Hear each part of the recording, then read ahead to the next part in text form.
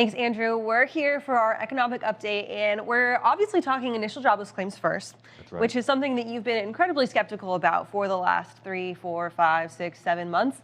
But come on, you can't deny the graph. You That's can't it. deny it. Kaylee, you're exactly right. I've been skeptical for quite some time now. You can't deny this, though.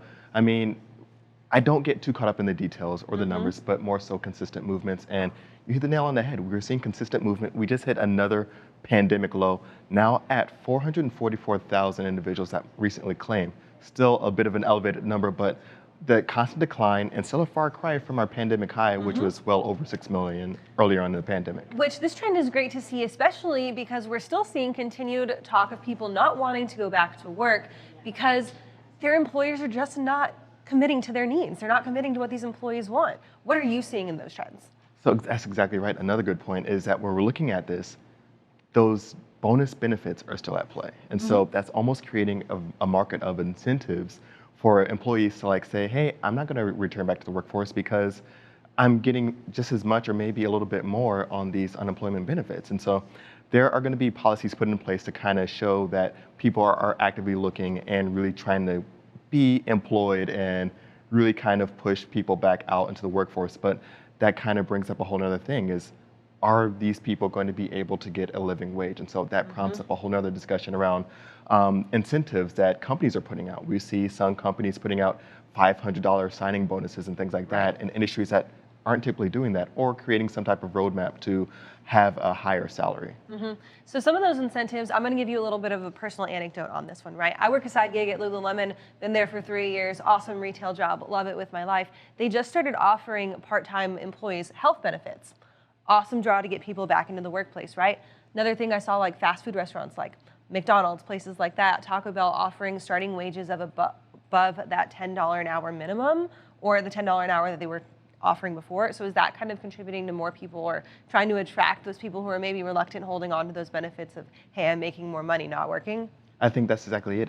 And think sometimes it also has to go beyond just wages. It has to, I think, go into other types of incentives. So you mentioned those benefits, but also sometimes flexible work environments for those that are able to do it. I think that's also a generational shift that we have to be mindful of millennials and Gen Z that say, hey, was this really a meeting that was needed?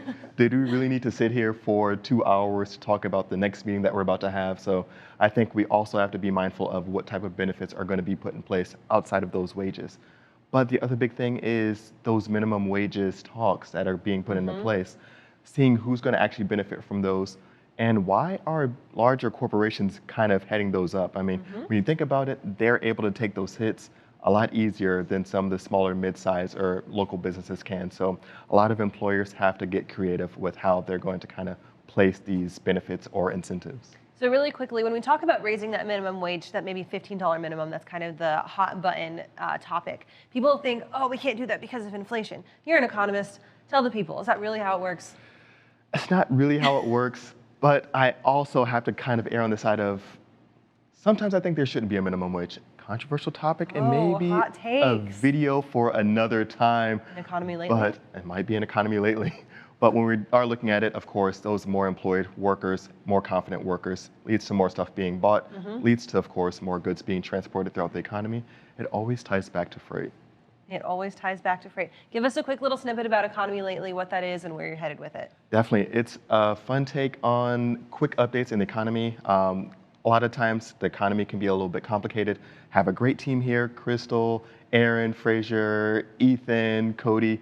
They're all kind of pulling this together to help kind of create these short, cool snippets to kind of be bite-sized, YouTube-friendly, all that good Bite-sized, stuff. YouTube-friendly for a great freight feature. Yes. Catch Economy Lately, those are going to be airing here on FreightWaves Now, and like you said, on YouTube.